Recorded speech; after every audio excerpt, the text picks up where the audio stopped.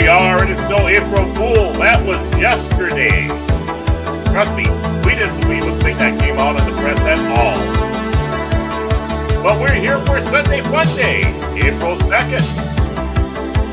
With the mighty, powerful 24/7 Fusion Media.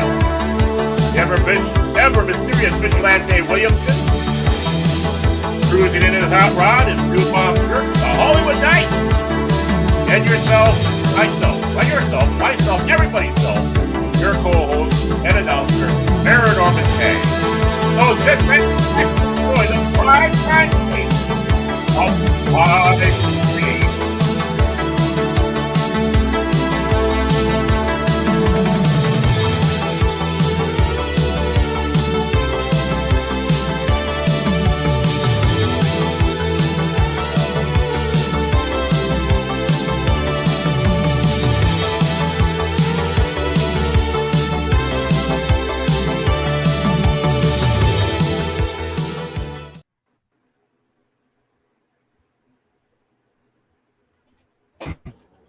Hey, what's up? It's your boy, 24/7 here with the Prime Time Kings.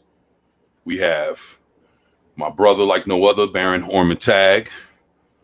We have the man himself, New Bomb Turk. Hopefully we'll see Vigilante Williamson here today. And you got me, your host, 24/7. We are the Prime Time Kings and would like to say what's up to everybody out there. Look at these handsome gentlemen. Look at that. Look at that. Oh, look at that. Look at these guys. Oh, my goodness, Blue. man. I'm just saying, man. Yeah, he's, he came Avatar mode. So, shit, here we go, right? Man, so hopefully everybody is doing well out there in the chat. And I would like to say what's up to Lord Thoth in the house. What's going on? He says, hey, everybody. He says, can't stay for long. Gotta getting dinner ready. But hell, appreciate that, man. Thank you for that, brother. Then we got Gap After Dark. That's what's up. Appreciate you being here, Gap. Sean's here too. Then we got Sean E-Step in the house. We can't forget Sean. Come on.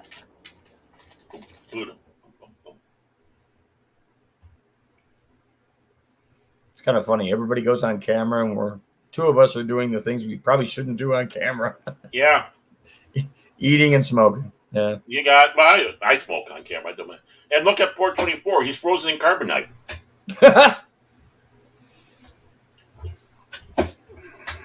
Hello. Oh my. There he is. Yay. Oh, my bad. I was over here talking and shit. I was You were frozen. You're frozen carbonite, man.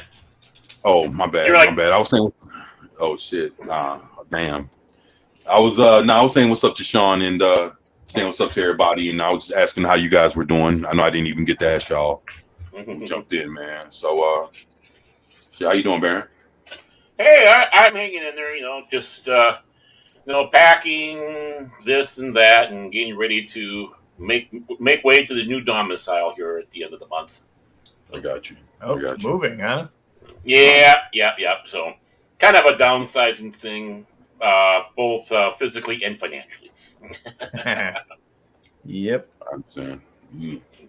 I was there a few months ago, man. So I definitely and New Bomb was there, quite a few months before that. A year ago. Yeah, a little over a year ago. Yeah. Mm-hmm. Last year wasn't a good year. I didn't like it. No, not really. I guess the good thing is, man, we still here, man. So, we might well. Yeah. Long suffering, she's doing well. She's getting better and better, and that's all that's important.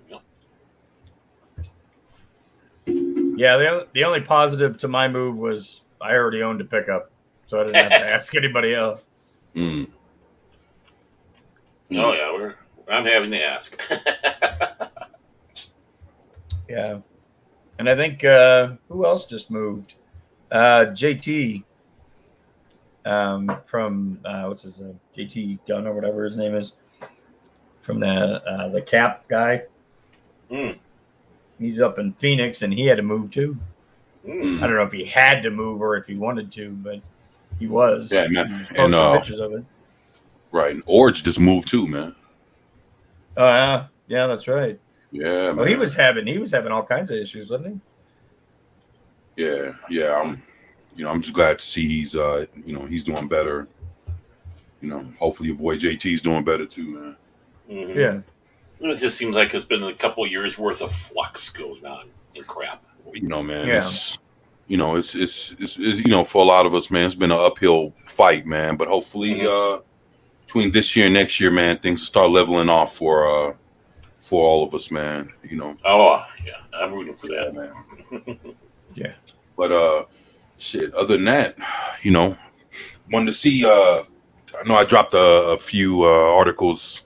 Yeah. Let me get I wanted to see what you guys thought. See which one you wanted to. First one, second one. Doesn't matter. Third. Me, pick one.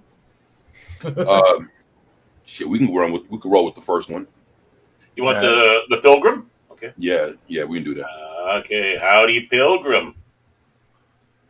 There we go.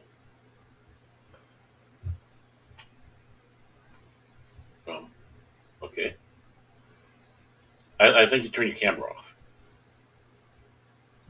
Oh, he did. Yeah. Yeah. Yeah, I was sneezing. I ain't want nobody. Oh, okay. I was wondering if you had a really good night last night. Nah, man, I was just trying to make sure I was feeling it. It came, so I had to press the button real quick. Oh yeah. Yeah, but yeah, we can do Scott. We can do Pilgrim. Okay, I got that up in queue. Let's do it. All right. Yeah. Here we go. Excelente. This is I picked a variety one. There was a whole list of stuff. I didn't know if there was a particular one, but I went with variety. This is by a line by Joel Otterson, and I think I've read some of his articles before. This is from March 30th, so just a couple of days ago. Scott Pilgrim, Netflix anime series, reunites film's cast from Michael Cera?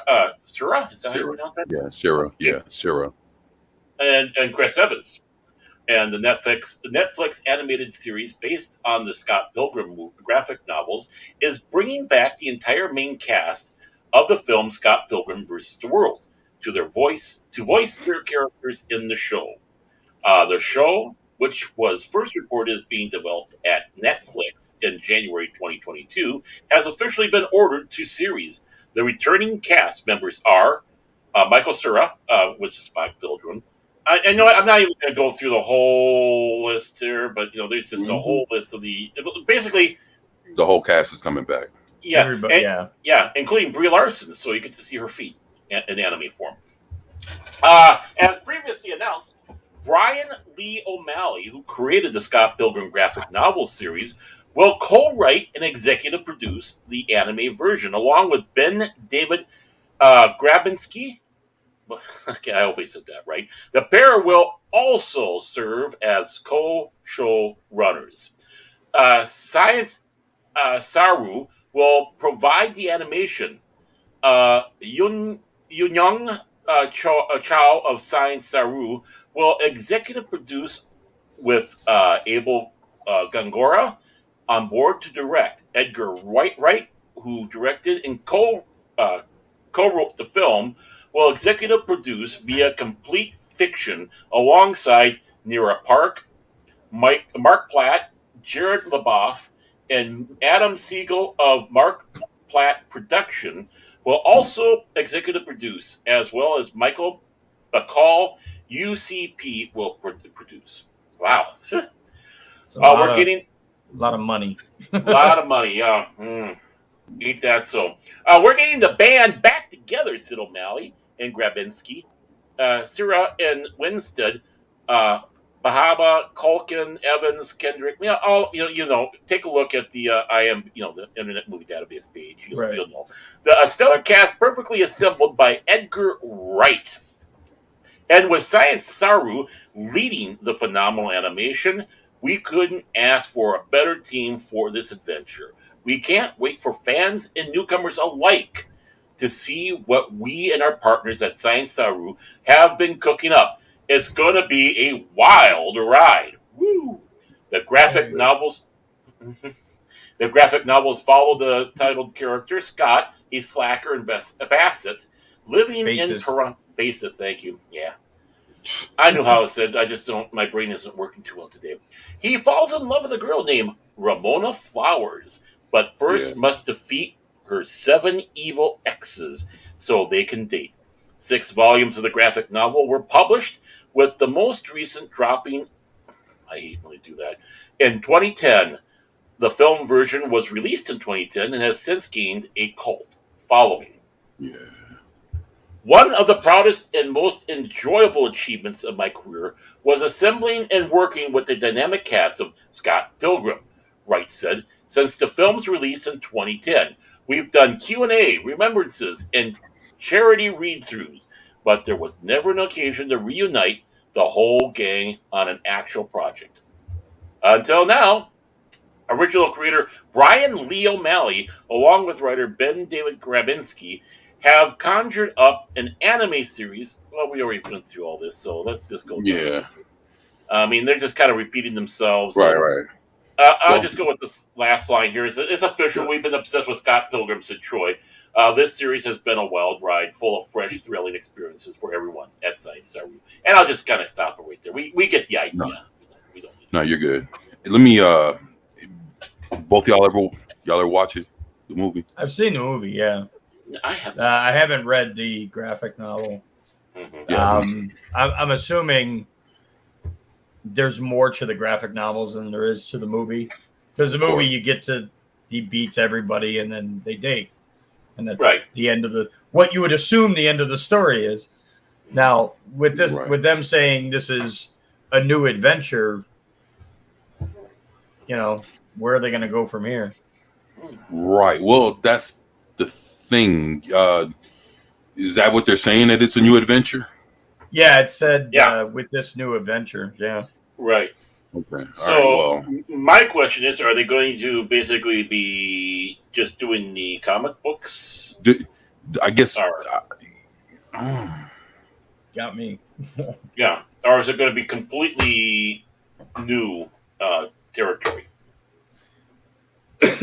Well, I mean, if we had somebody who has actually read the graphic novels, maybe they could drop some insight in the chat for us.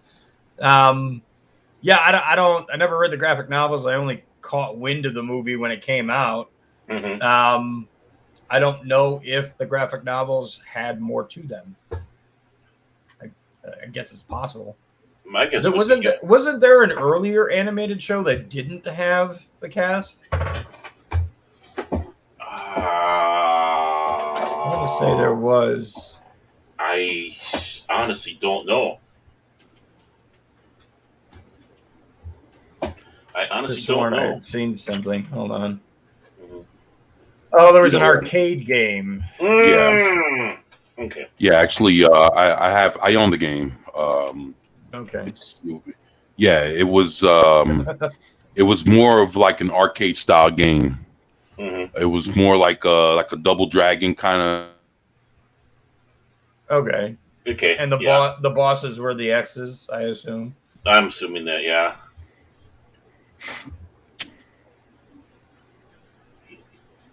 Okay, fine. I'm assuming. Yeah, I don't know. I mean, it depends. Like, I don't know how much more story they could yank out of this franchise. Yeah. Like, he's with the girl already. Isn't that typically the end of a story? Is, hey, he got the girl. Mm-hmm. Well, you remember what happened in Double Dragon 2, right? They take her again, right? Did she get kidnapped a second time or some shit? Right. So what happens, if she ends up redating all 7 and Scott Pilgrim has to fight them all to regain her love or some shit, Mm-hmm. You never know. So he has to do it again. I mean, the thing is, what other reason would you involve every person that was an ex? Right. The thing, he's fighting her exes. He whooped their ass to get her. What other reason would they have to unite in order to come after him or be involved in the story, unless it's something that had to do with all of them combined, to where it was inevitable for him to have to team up with them. Mhm. Yeah, I don't know. I mean, I could theorize. Right. I mean, that's the only thing. Either, he has to fight them over again behind her, or he has to team up with them to fight something bigger than all of them. Right. That's kind of where I was going with it. Where Right. you introduce a new big bad, maybe another X or something, who knows? And because a girl like her's probably got more than 7 X's. And then he has to go to each character and like ask them like, hey, have you ever dealt with this person before? And like they assist him. Maybe I could see that. Like maybe he goes into training and gets a piece of information from each character. I don't know.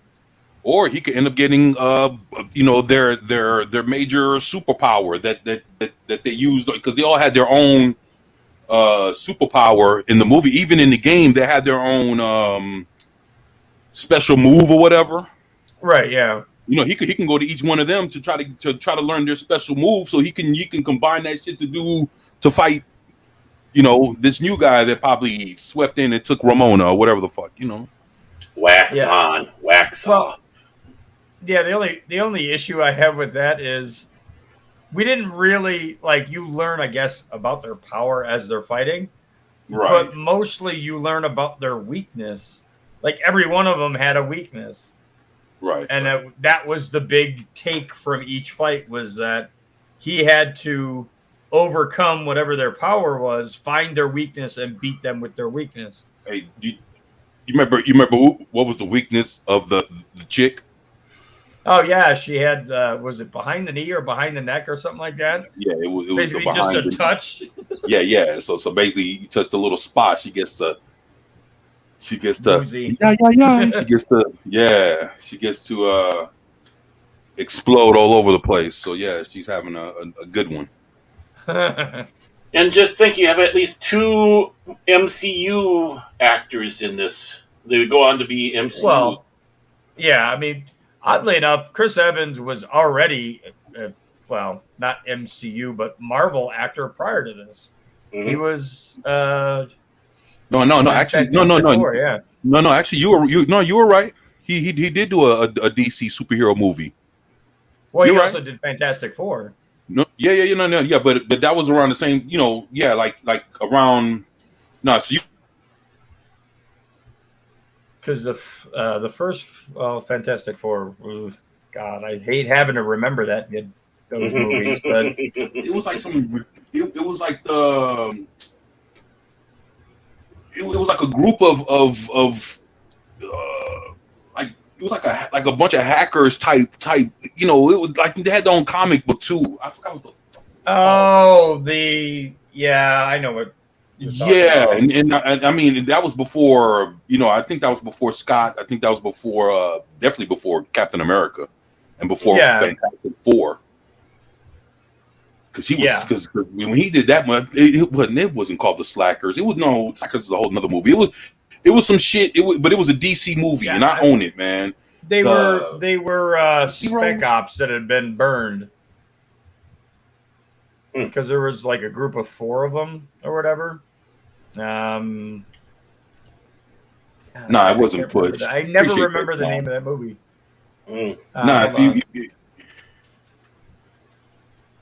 Look up Chris Evans DC movie. Yeah, but it wasn't in the main continuity of DC. It was one of their offshoot things. God, I hate that. The Losers. That's what it was, Sean. There you go. The Losers. Yeah. That's what it was.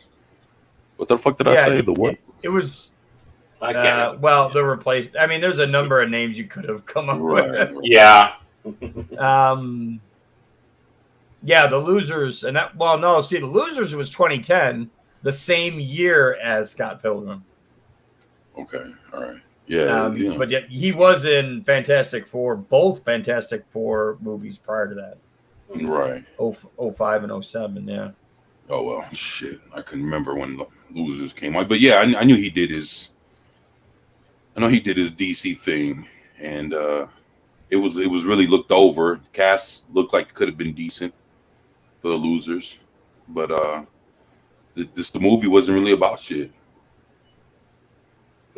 Yeah, I mean, the basic premise is that they were, like I said, they were kind of a dark ops, black ops team that got burned by their handlers, and they had to effectively come back at them. The most memorable scene for Chris Evans in that movie is where he fakes his way into the building, and one of the other guys on his team is across in another building with a sniper rifle, and he holds his fingers up and like fake shoots the guys, and the one dude falls over dead, and the other guy's like, "What the fuck just happened?" Oh yeah, I remember that shit. Yeah, it's been so long since I've seen that. Yeah. But yeah, I mean, I don't know. And oddly enough, that was only 1 year. I mean, for Scott Pilgrim, let me ask y'all this: did you hear the song that Brie Larson did on there? Yeah, I've heard both versions. The one where she actually sings, and then the one where they had someone else sing it. Huh? Yeah, they made two versions of that song. Yeah. That was her. I know, like, if I'm not mistaken, it was like about a year or two ago, they released her version finally after a lot of people requested it, and it was actually pretty good. Not gonna lie. Yeah. It was actually she can sing. It was actually a pretty damn good song, man. I was like, yo, why the fuck she's not really, but I heard she came out with albums before, and she's done music, and nobody never just listened to her shit. So. When the song in the movie specifically, the song on the soundtrack is performed by the person who actually wrote it, whereas her part in the movie was the one where she sang. So if you hear it in the movie, you hear her, but if you have the soundtrack, you hear the original soundtrack. You right. The person who wrote it, yeah. And I think there was a separation. I mean, they both sound pretty good, but just to hear, her actually perform it, like you get to hear her do it. She's actually pretty good, man. Actually, I seen they released a video with it too, man. It's pretty cool. Y'all check it out, man. I know people feel the way they feel about her, but I mean, the song was pretty damn good, man. I liked it. Yeah, I don't know if it was. I don't know. Maybe it's just me, but like that movie didn't necessarily speak to me specifically, because I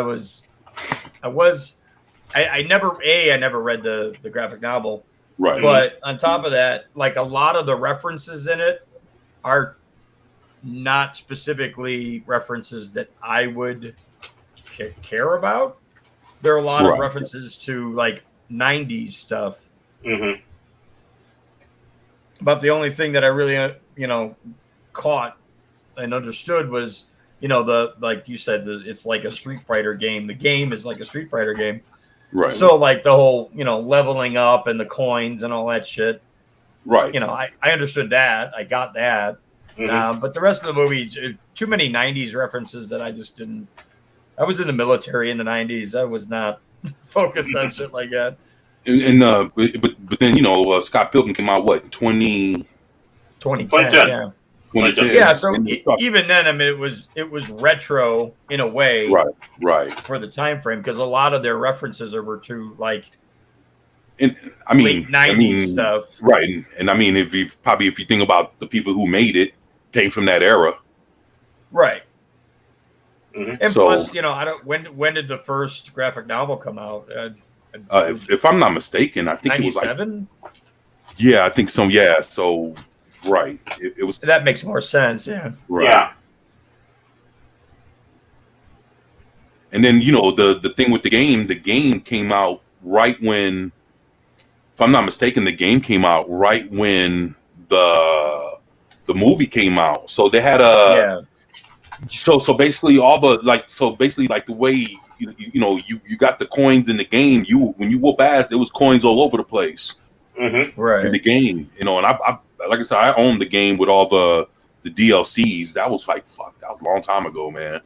I remember me and my kids, my kids were like fuck, man. Those were the days. But I remember us playing Scott Pilgrim, man, and it was a game that it was like the way it was drawn was on some old kind of like on somewhat on some on some anime kind of shit. The way it was drawn, and then but then it was on the Double Dragon kind of. You could play 2 players, 3 players. And it was pretty cool, man. Nothing was too gory, no curse words. So basically, you just whipping ass all the way through, and it was all right, man. I had a great time, playing that with my kids, man. So, well, and if you think about it too, like this movie, some of the stuff that they poke fun at or make light of, how would that play out in today's, like society today? The fact that, like with Brandon Routh's character, the bassist who's a vegan, and he basically gets the vegan police after him. Like that would not fly today. Or, some of the other characters are easy to get around, but like the lesbian character, that would be a big no-no. You can't fight a girl. What are you doing? And they even kind of played off of it where Ramona fights her mostly in the movie. Yeah, and if I'm not mistaken, I think she got hit in her cooch. Probably, yeah. Ow. Yeah. So I mean, I don't know. So just imagine if she got hit in her cooch in the movie. It probably some interesting shit went down in the book. Right. Definitely. Huh. Who published the comic? Well, I mean, I couldn't even tell. I had to look it up. That's a good. Oh, it takes a good picture. Speak right now.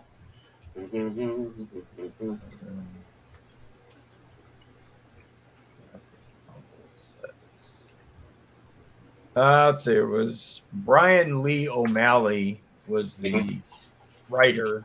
Right. I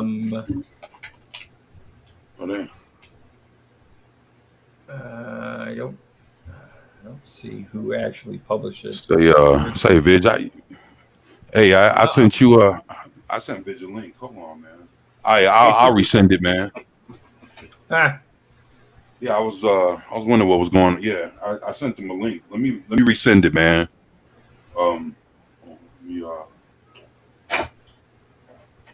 So I mean, at least with the graphic novels, there's multiple stories here. There's a 6-book collection set, Precious Little Life, and then the movie Versus the World. But then there's Infinite Sadness, Scott Pilgrim Gets It Together, Scott Pilgrim Versus the Universe, and then Scott Pilgrim's Finest Hour. So there are other stories I guess they could lean on. I mean, trying to do the series as a anime series, starting with the first graphic novel on up. That's an entire possibility. Well, yeah, and the original artwork in the graphic novel is very much like what I remember seeing for that type of animation. Like it's Western, but it's very anime-like. Like characters have big irises and oversized heads. Yeah. Yeah. Yeah, I can't find anywhere who actually originally published them. Yeah, I'm kind of looking through here, and yeah, I don't see. Because it currently is just like you can get it on Amazon, and it just says, Amazon Prime Book or just Prime Books, which is not the original publisher. Right. That's just Amazon's service.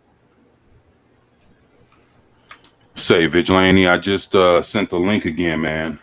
Let me know if you got it.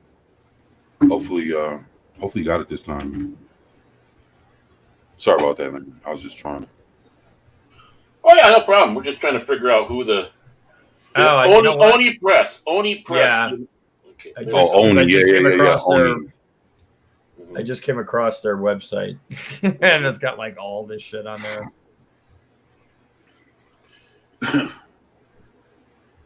Took a little bit, but I found it.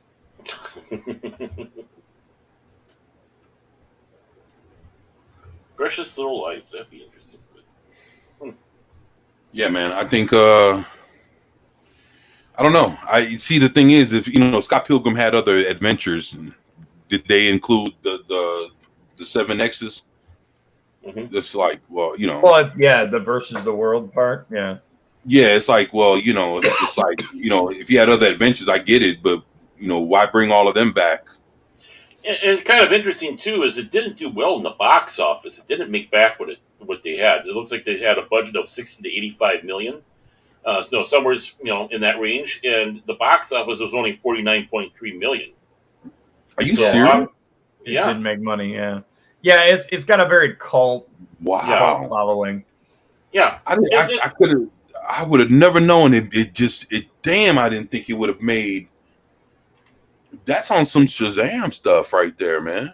Well, yeah. I mean, you think about the budget. A lot of that was either in the actors at the time, because almost everybody in it was an up and comer who was starting to make more money. Right. And then you look at like all the graphics and effects that are in it. While it's not, traditional CGI, it's still a lot of animation that is laid over top of the live action stuff. So yeah, it doesn't surprise me that it had a big budget. Yeah. So, but again, it's like a lot of the stuff we like. A lot of stuff we like didn't have a good box office, but it's the cult following that got alive. This obviously is one of them. Matter of fact, if I'm not mistaken, let me see. If I'm not mistaken, they just had an anniversary too. Scott Pilgrim. From the book or from the movie? I think from the movie. Movie. Well, 2020 would have been a 10-year anniversary. Yeah, I think that's what it was. Yeah, because they came out with I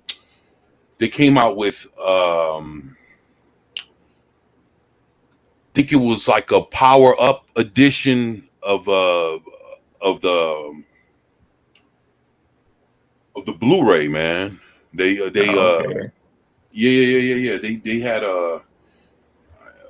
they had like a special edition. It was like a power up, like it was like a video game, like a power up from like a video game or whatever, the power up edition.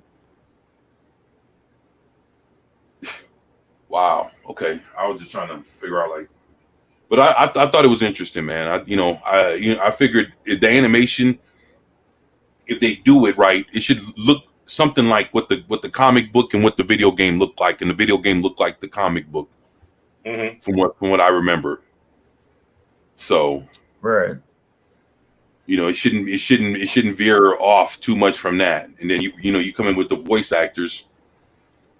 Shit, with the co-following, I could see it being something if it's done right, and they stay true to form. The thing is that they're having everybody involved, from the creator to to the people that did the movie. So hopefully, with whatever they agree on what this animated version is supposed to look like, hopefully it comes out to be something that worthwhile that everybody can fucking enjoy, man. Well, yeah, I mean, you would hope that they would stick to the animation style that was in the books to begin with. Right. Mm-hmm. And then again, that is the same style that they used for the video game. Right. Because that was out on the Xbox 360 from when I had it. Well, one of the pluses is the person who created is involved. One of the downsides of it, the person who created is involved. So all it depends on which direction they wanted to go. It's and today's day and age, like, what are you gonna get? Like, is this new story gonna basically kick Scott Pilgrim in the balls for 8 episodes? Mm-hmm. Is he still going to be the hero? Mm-hmm. Definitely. I mean, granted, he wasn't much of a hero to begin with, but no, right. Not at all. Not at all. Right. He was. He was the hapless hero. He was the accidental hero, if anything. Yeah, it's like it was kind of like Fry. Yeah, that's a guy that played that role very well. Is Don Knotts. Right. Yeah. Mm-hmm. For pretty much every movie he was ever in. Right. Yeah. Don Knotts. That's man. Oh boy, Don Knotts is the fucking man. Mm-hmm. He was. Yeah, man. Shit. So, yeah, I was gonna say, man. Any last thoughts on good luck. I'm wishing him well. Right. Yeah, good luck. Yeah, I mean, well, don't screw this Baron, up. Well, Baron, you need to try to check this out, man. Check what out? You say you never seen the movie, right? Oh yeah, I gotta see the movie. Yeah, definitely. Yeah. Check it out, man. You shouldn't be hard to. It shouldn't be hard for you to see it. Somehow. Yeah. I'm starting to get more time to do that. Oh, just definitely have to give a view to this. Oh yeah, man. It'll. I can't remember how long. I know the movie isn't that long, probably like an hour and a half or something. But for however long it is, it's not like a big waste of time. Like you won't watch it and like, well, you know what? Like, damn, why the fuck did I even watch? Mm-hmm. And then I think even more so because of everything you probably seen in the last few years, this would actually probably be a palate cleanser. This would be something refreshing for you to fucking watch and be like, well, damn, this came out 13 years ago, but I haven't seen it. But to watch it now, fuck, I'd rather watch this than watch whatever, and shit, you'll just enjoy it, man. So it'll be, just check it out, man. I think that's hands down just about anything. Going back to these older movies like that is a lot more enjoyable. It's time to start catching up. That's all I got to say.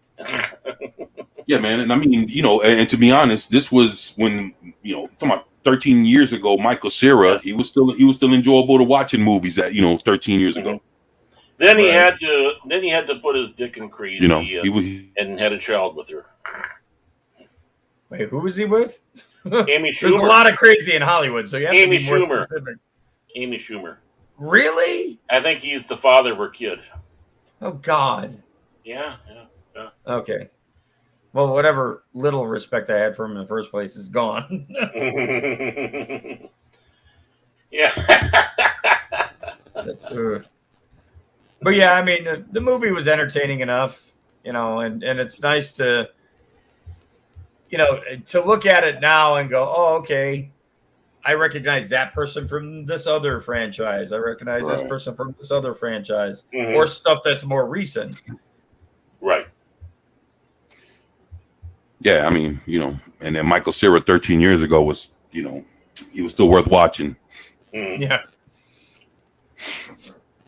So, yeah, well, shit. Yeah. That's Scott Pilgrim. Shit. Hopefully it'll be good, and hopefully it comes out soon, man, so we can see what's up with it, and hopefully it ain't woke, man.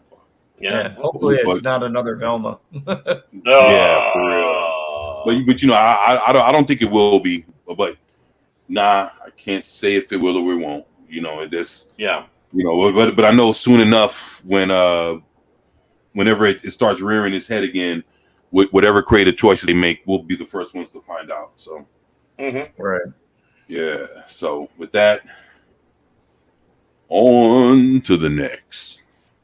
Well, this was the next one in the row there. This comes from Joe Blow, established in 1998. This is from 3 days ago, and by a line by Cody Hammond.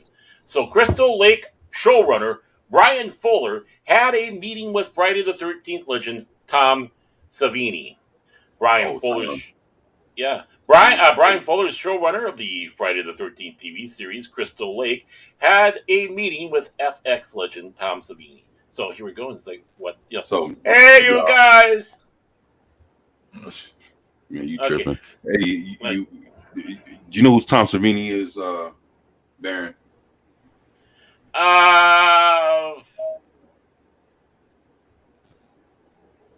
No. Well, it says in the last sentence. Yeah, I mean, other than that, yeah. Mm-hmm. Yeah. So all right. Do you ever watch Dawn of the Dead, the original one? I've seen the original one, yeah. Do you know the leader of the biker gang? Okay, yeah. That's Tom Savini. Okay. It's been ages since I've seen that one. Yeah, but that's him, and he's been in a lot of movies. He's a special effect artist. He's a great actor.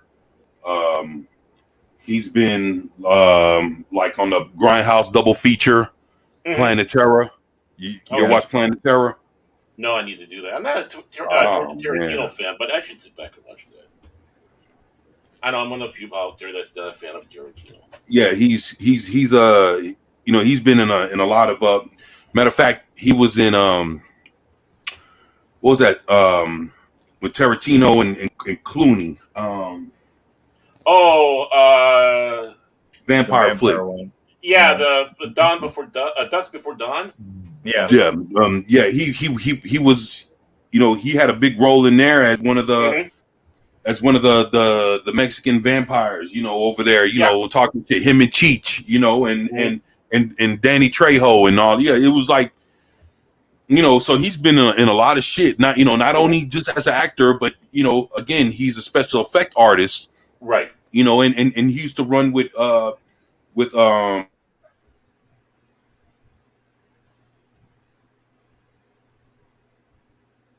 I think we lost him. I think we lost him again. Yeah. Yeah, I know. Damn internet. But he ran with Night of the Living Dead. Night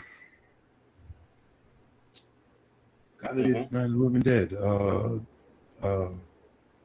Lord have mercy. Come on, 1960s Night of the Living Dead. Yeah, you mean George Romero?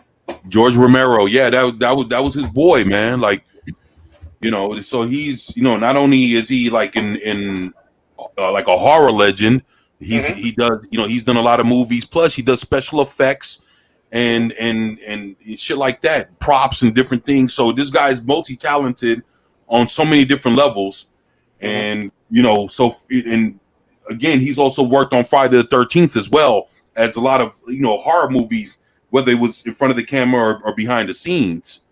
And and like his special effects and with gore and everything else is like is legendary, man. Right. Yeah. So it's a big deal when you say, hey, this guy went to go talk to this man, because right now we're talking to this man. Double letter here. Oh man. So. Hey, Veg. Hey. Yeah, no, that's when you supposed to came in. Vigilante. What? Oh, see, I'm fascinated by this new StreamYard feature, because like I had commented in Baron's chat, and I'm like, this is simul stream, and I can stream this to my channel. That's cool. I didn't know you could do that. Yeah, I didn't know that's brand new. Yeah. Yeah. So yeah, you guys go stream it to y'all channels. Let's have a stream party. Interesting. But I don't want to, I don't know. I don't know if man. Well, because there's viewers here, and my channel. There's no point putting it in my channel because it's being redone. Vigilante Wednesday here on another episode of the Primetime Kings. Got to get that out the way. Right, thank you. I'm in between channels right now. Please check out the new channel if you haven't. The old channel still exists, but it's a matter of time before I get enough strikes that they just remove it. 'cause they're going through old stuff, so it's like I can't stop you from getting through my old stuff. So Right. Nah, I feel you. Well, it is what it is. nah, shit, man. Happy to have you, man. Missed you, man. Yeah, man. Yeah, man. Damn. Thank you, man. Shit, missed you, man. Thank you. Thank you for being here, man. Yeah. Shit, how you been, man? Good, man. Oh, that's what's up, man. That's what's up. Shit, that's man. Ooh wee. Hopefully you like the new the new Yeah, I think it's cool. Yeah, I was like, Little, oh shit, neon yeah. teams. I wanted to do something a little different, little retro kind of. Mm-hmm. I'm enjoying neon lights at this moment, so fuck it. Let me go neon in this bitch, Hey, I mean, shit. Back in the day, that's all we had was neon lights and shit like that. That was the. And thank you, Newbound, for putting the new channel in the chat. So yeah, please sub to the new channel. We're trying to grow that up. Yeah. And plus, you know what? I think this is it. At my old channel, I probably said too much stuff. I had weird stuff happening with the subs, and I'm not having that so far. So maybe we'll be allowed to grow on this channel. We'll see. Yeah, I mean, one thing you can do is direct all your subscribers from one channel to the other. Yeah, so that's the plan. I need to do a little bit more content on this channel. Cause I never did a video on the original channel to let people know what was going on. I just I can't wait till I see it. Well, it ain't gonna be that long. It's gonna be like a minute. Cause I put something in the community post. That was it. And so some people. I tell you what, shit. Throw it. Send it over this way, man. We'll throw it in the. I mean, the video doesn't exist. I haven't done it. Not yet. Yeah, I should have did it like the week it happened, but I was late. Oh, okay. All right. Well, shit, man. Yeah. Whenever you get it, man, we'll spread the word, man. Yeah. We will spread the word. So, are you excited that Scott Pilgrim is getting an animated cartoon with all the voice actors from the movie coming in, including old Bree? Including Bree. Including old Bree. That's when she was hot. I know. I don't know if you guys talked about that. I saw some of it in the chat, and we've talked about it on Matt's channel. Because she was definitely hot in that era. I think me and you talked about it before. Yeah, we probably have. She was banging in that era. I ain't gonna lie. Well, I know. I remember telling you how I thought she was. Remember, like a couple years back when when she, I think it was a Jimmy Fallon show or whatever, one of them shows. She had Jamie Foxx on there looking like, boy, what the hell you done did with yourself, girl?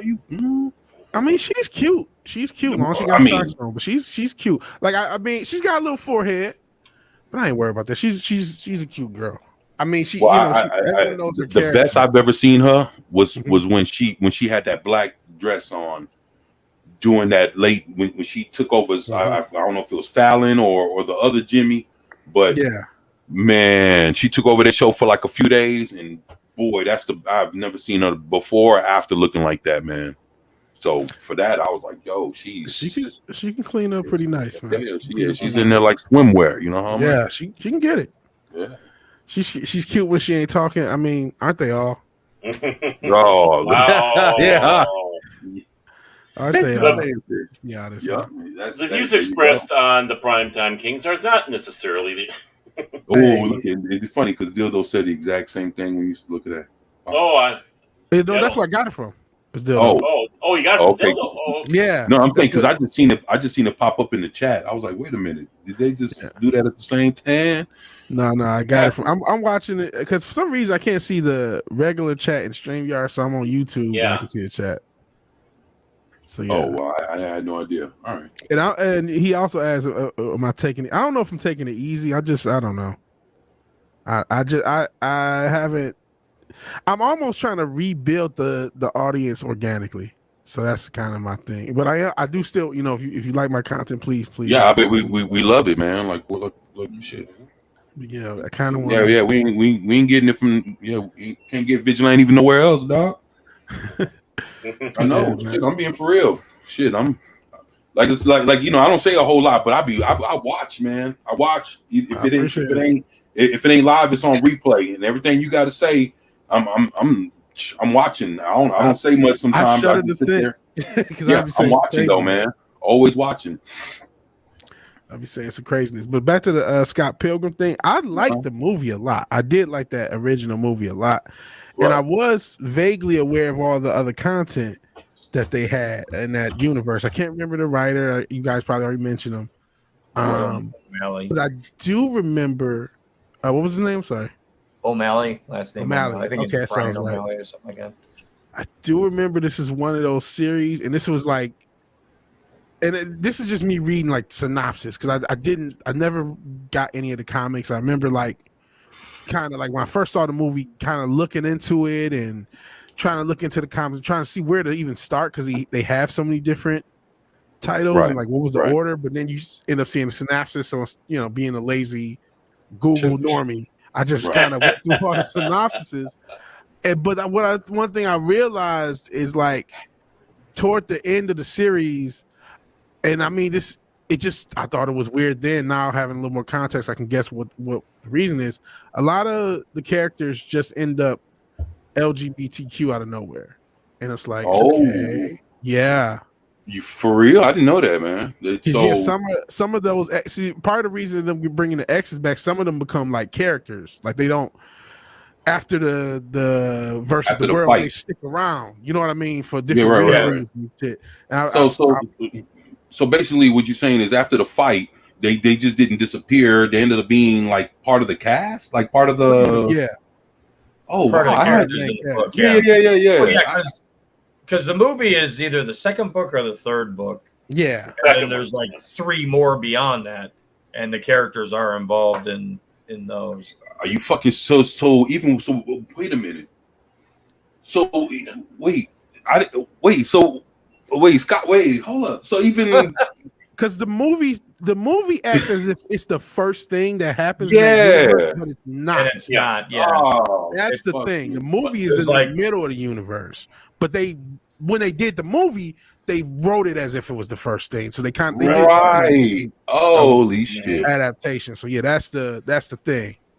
So that's why it seems final in the movie. Like, some of these guys are gone, but it's different in the comics. But I didn't read all the comics. I just Google normally. I'm keeping it real. Nah, you good. Like, I be on my shit. Be like, holla at your boy on this one. Don't holla at your boy. I don't know what the fuck's going on.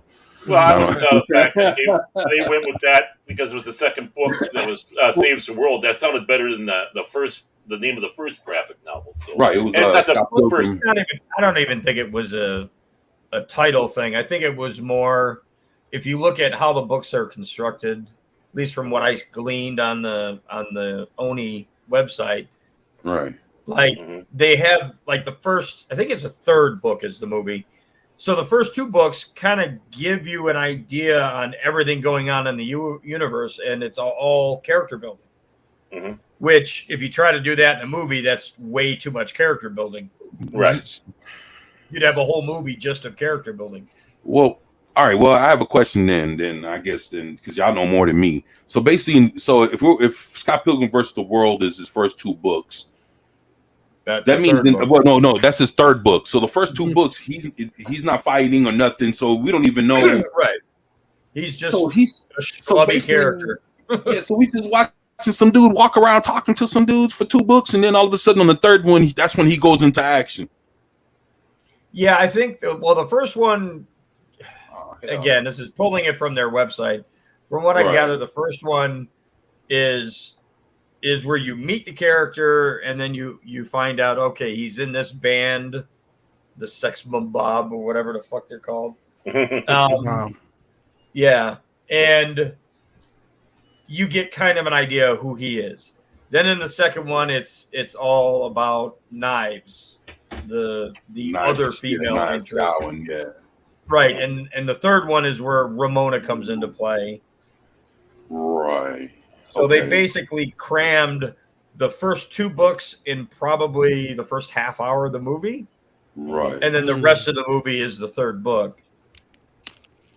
So let me ask you this. Do you think if it's New Adventures, that means that they already assumed that we know what the fuck happened all the way to Scott Pilgrim versus the World, and then after that is what they're gonna fill us in on with the animated.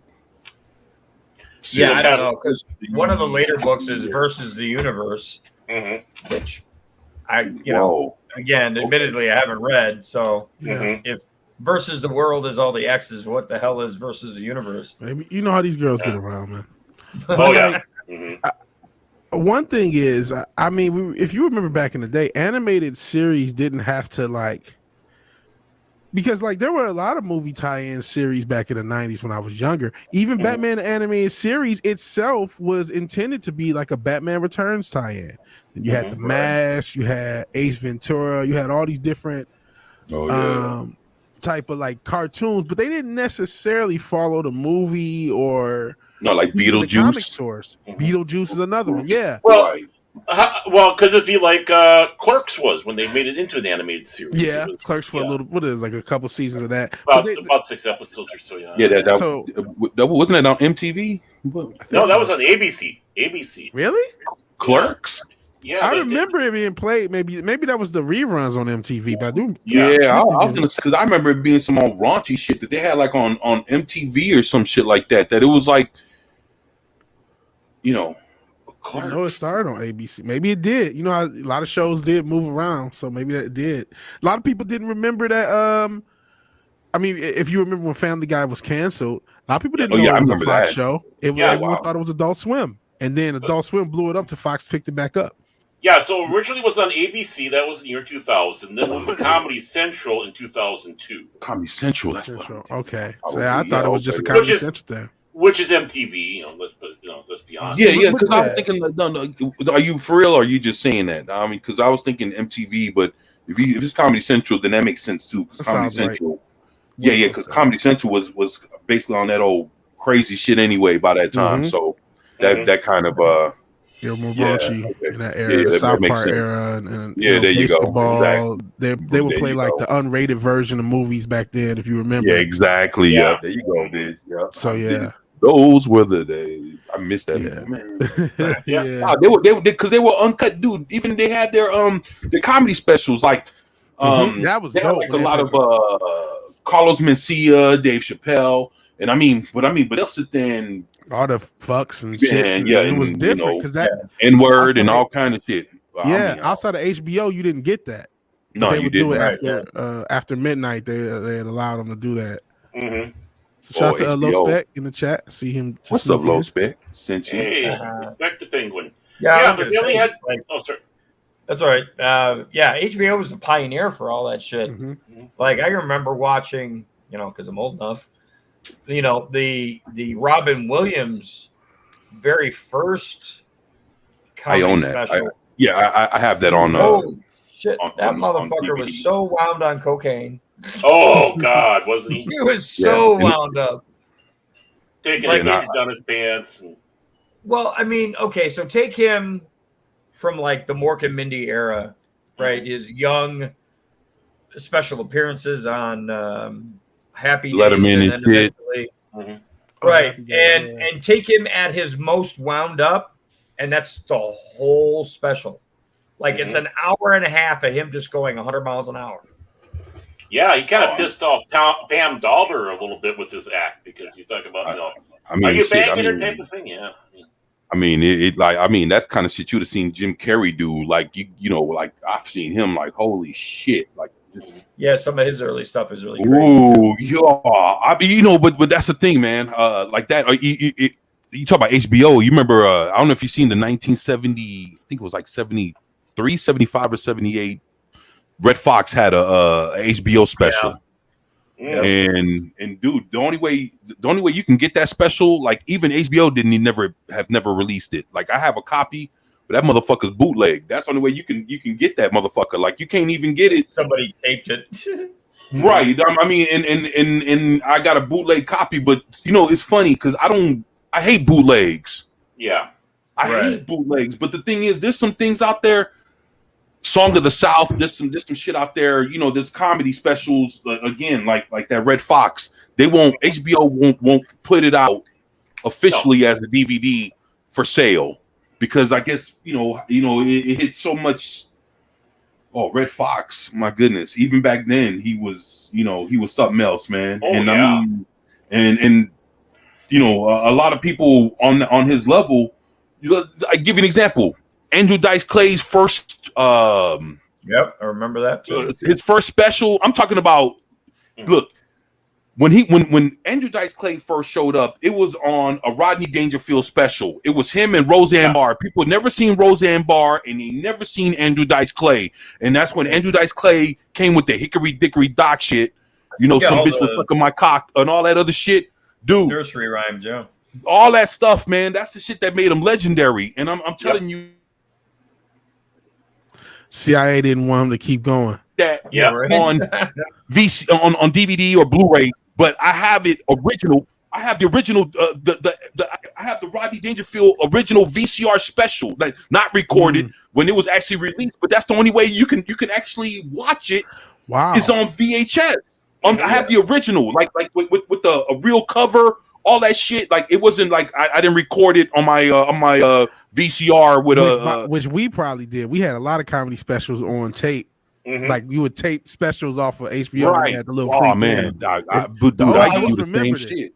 But I will say this with Andrew Dice Clay, HBO did release the DVD of his stand-up show after he showed up on.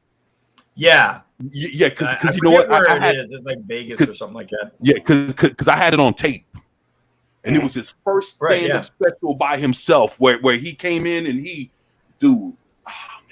Yeah, because that was the first time he did, because he had his original nursery rhyme, limerick things, and in that special he introduced new ones.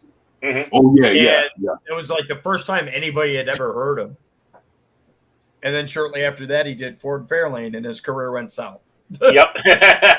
I love Ford Fairlane. Yeah. I got that shit. Yeah, I got 2 copies actually. Didn't he also do like Skull Crusher, the a love story?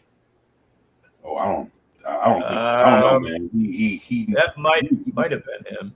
Yeah, I mean, I don't know, man. He was very picky about what he did. I don't know. He was on some other shit, man. But dude, you know, I know we went left again, man. But fuck, there's nothing new. Oh, Andrew Dice Clay for president. Fuck it. What up? Yeah, it's called Brain Smasher, a love story. Brain Smashers, that's what. And that is him, yeah. And I believe what's her name from Lois and Clark is Terry Hatcher, yeah. Thank you, Terry Hatcher. It's having a mail block underneath. I remember that. There's actually a number of people in that, oddly enough. The guy who was in the Harrison Ford movie that everybody thinks he's a replicant. What the hell's the name of that movie? Blade Runner. Rutger Hauer? Blade Runner. Brian James, the guy who was at the very beginning, where they're asking him questions and then he freaks out and kills the guy. And he ends up being Brian James. That's what I said. Yep. I'm sorry. Y'all tripping. But yeah, there's actually a number of people who've been around and that are in that movie, and it's like, oh God, they were in this? Jesus. You know, I don't disagree with Cinch and Dildos bring back cocaine TV. I think entertainment was a lot better when there was a lot more cocaine flowing. It just is what it is. Well, but yeah, both the actors and the writers. Yeah, everybody. I think we got more creativity. No people now are so uptight. No one wants to lose their investment and all that other shit. Back in the cocaine days, they were just a little more freer. Yeah, they did. And they didn't get much sleep either.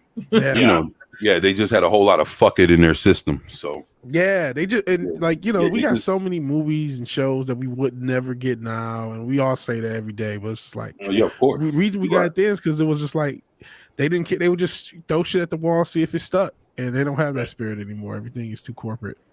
Right. We at the same time they were a lot more willing to take chance. Like to be honest, I don't know what happened. I'm just saying, just think about this.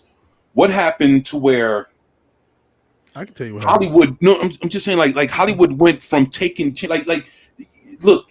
Just think about how much they had a lot of failures, especially when you look at TV shows. They had a lot of shit that sometimes some shows lasted 6 episodes, a half a season. Sometimes it lasted a whole season. There was a lot of shit that got replaced, this and that, but the thing is, they were willing to just do so much shit. Even in failed TV shows, we had a lot of variety, but it was a lot of failed variety. Mm-hmm. The thing is, you have to kind of look at it like the big writers. So you look at people like Stephen J. Cannell, who was involved in almost every single hit on just about every network you could think of, right? Mm-hmm. They threw so much shit at the wall that eventually some of it stuck, Right. and was successful. Outside of that, yeah, all those failed shows, I guarantee you, Cannell had, for every one success, had 3 failures. And minimum. Well, I mean, a couple of things on top of that happened. Like, since you do this corporate consolidation, you're talking about the writers. I can't help but think about the writers' strike back in the day. I feel like nothing was the same. There were 2 of them. Yeah, exactly. Yeah. After that first one, it was never the same to me. It's never been the same as it was before that first one.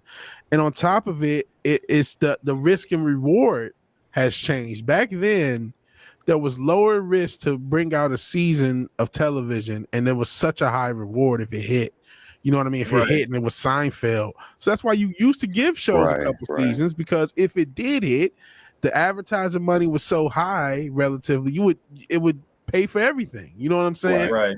Nowadays, and having a failure didn't end your career. Exactly. Which is okay. You tried. All right, try again. Yeah. And you know how many pilots they made? They made dozens and dozens of each quarter. Well, I mean, back in the time, they were so schizophrenic. There would be a good show, and they would hardly give it a chance. They'd move it to, we're going to put you up against the Cosby Show. Oh, you didn't beat the Cosby Show, you're canceled. Well, no, you're a new show. You're not going to take on, unless there was something spectacular. Then there was stuff that they shouldn't have given a second chance to, and they seemed to go for a season or two. But the one thing that was great back in the 70s and such, sometimes to fill up in the summertime void, they'd show some of these failed pilots. I remember watching these failed pilots. Yeah, me too. And it's like, why didn't this one go? Why wasn't this one greenlit? I would have watched this. Yeah, I mean, there were test markets, which is what what we saw that were the failed pilots, or even so basically, what it was is, if and this is anything, whether it was movies, TV shows, fashion, or music. Mm-hmm.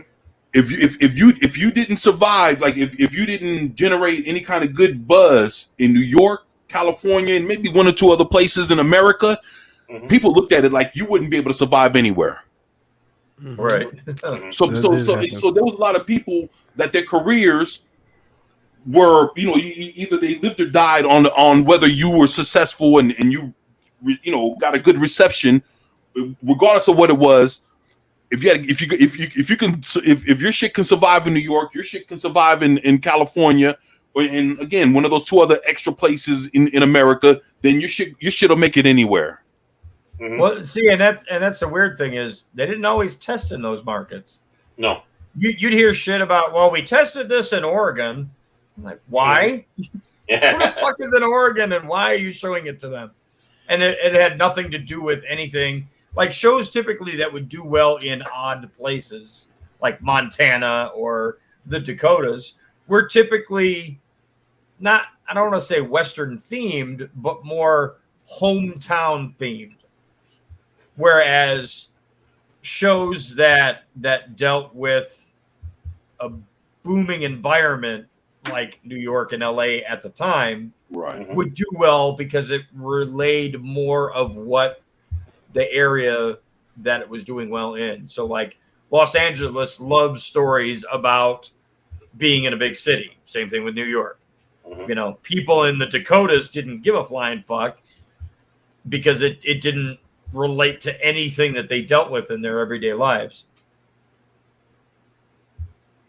I always thought that was weird when they picked test markets, and it was like some podunk town somewhere in nowhere, and it's like, okay.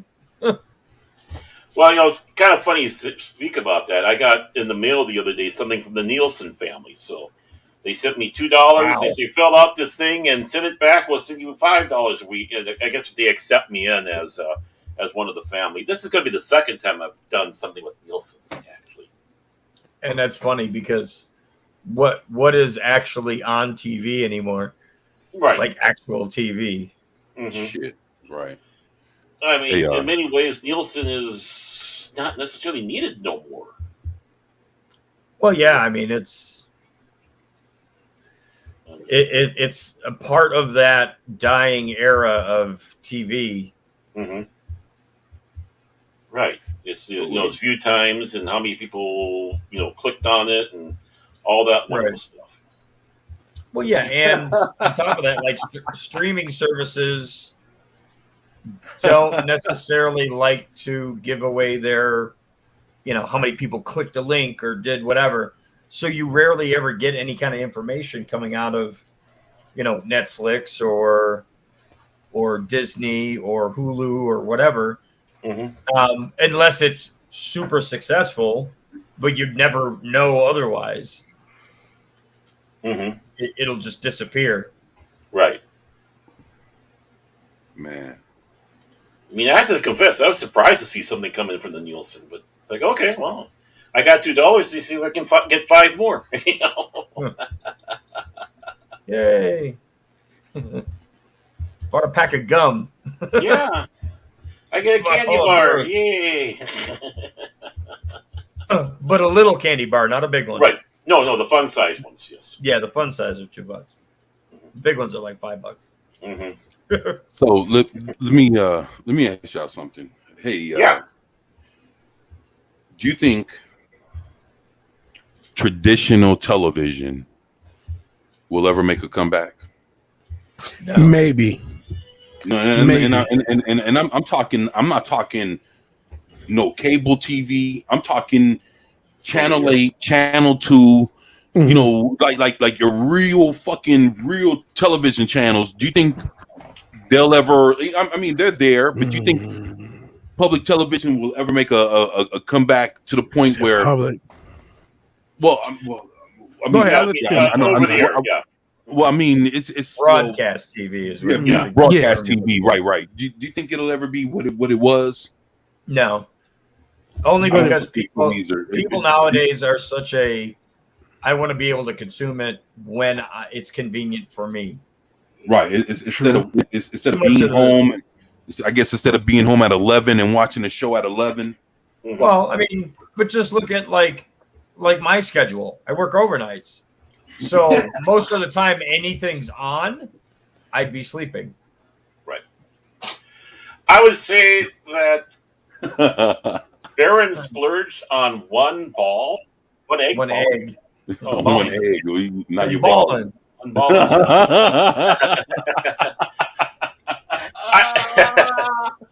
Sentient. Baron don't understand what's going on. I have no idea what's going on, so that's okay. Yeah. But I think when the boomers go, Gen Xers, I think that's when you really see the end, because I think basically you still have older people that do watch over-the-air TV. I know the broadcasters have been trying to get rid of that. They don't want to be going over the air, and things have been with the FCC, and there's a big fight back and forth. Because so if they had, if they had their choice, they wouldn't be broadcasting on UHF or VHF. So I think it's going. Everyone's gone streaming now in one fashion or another. How many people are on YouTube? And watch YouTube regularly instead of regular TV. How many people are on Pluto or other free apps out there?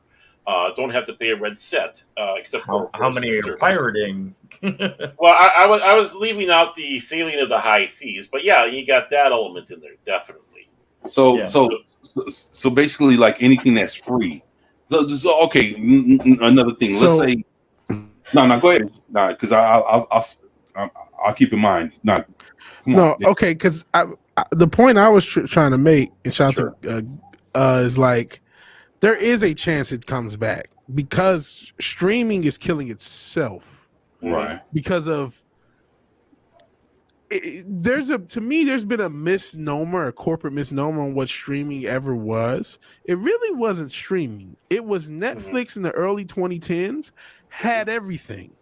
Right. And then all of these companies got their content back and split it off into different things to where you're paying for you're paying as much as cable when you get all the streaming services. You got Disney Plus.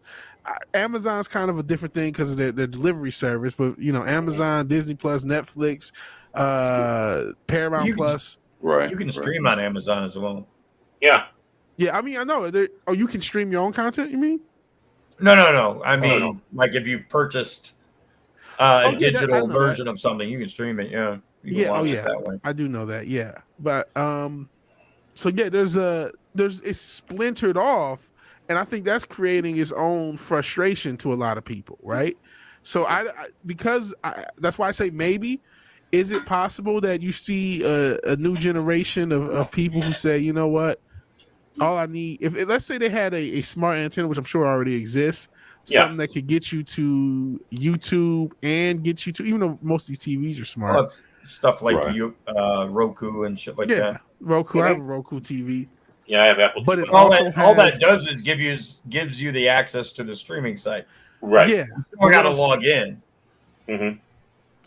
If there was something that included, if you had a device that also included the over broadcast stuff, people may watch that too. But I do think it has to be rolled into a device that already has streaming. You almost have to use in a weird way, use streaming to bring broadcast back. Like it has to be a thing there. And then it's like, well, you know what? I don't feel like paying all these services. I'll check out what's on broadcast. That sort of thing could happen. Right. But I don't know that it will. It just depends. I do think as much as everyone's going streaming, I think there's a frustration with paying all these, paying $70, $80 a month for all these different streaming services. Yeah. And you're definitely speaking to the normie end of things. Like I brought up, the pirating stuff.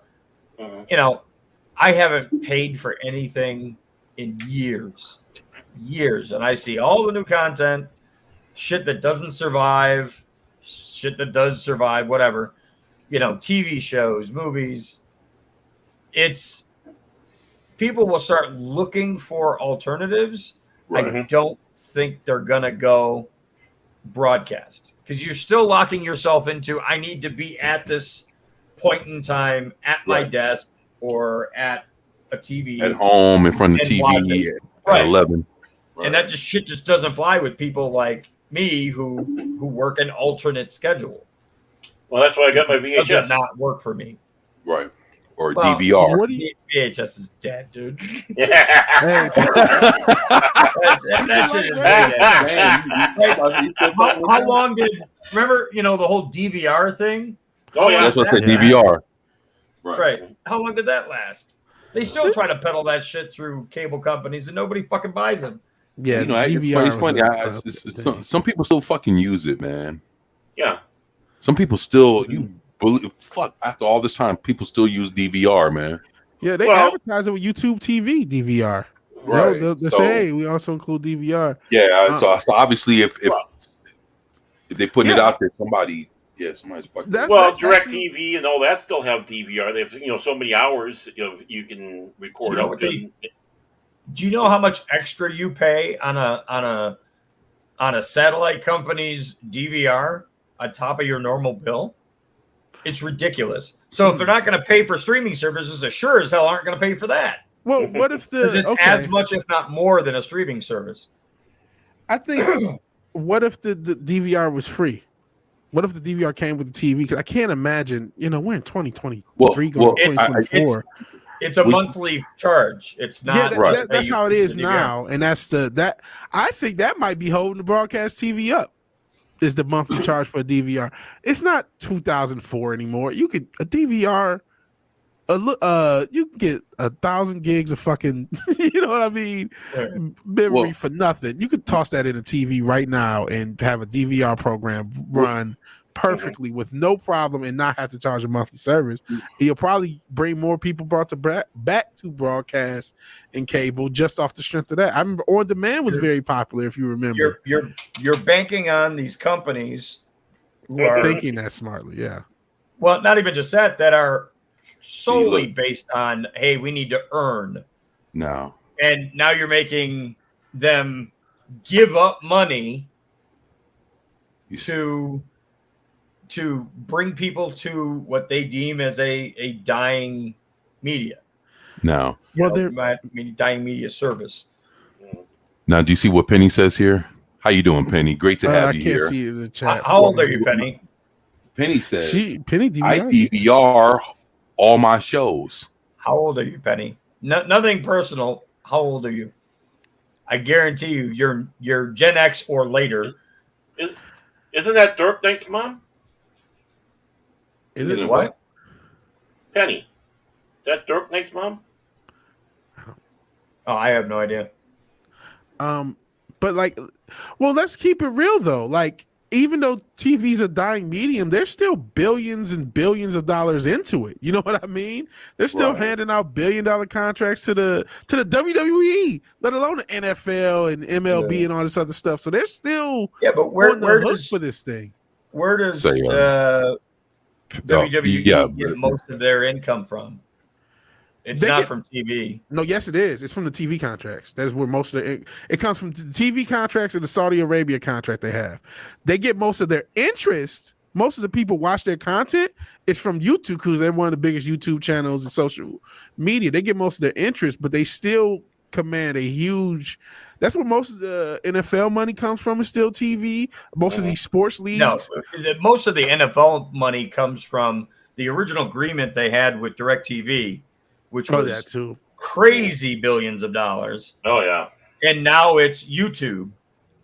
Mm-hmm. So but there's a lot of TV money still getting spent.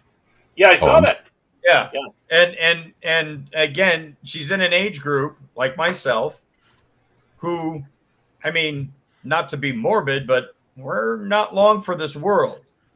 We're gonna be dying off, just like the boomers did before us. Mm-hmm.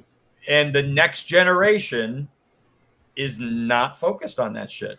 Just not at all. I don't disagree. Yeah. But like I said, they're depending on still this generation. That's what's keeping TV going. Those are the only ones watching any broadcast or even cable television right now. Right. So they don't have the answers. That's the thing. We're in a place where the powers that be don't know what they're doing with broadcast TV.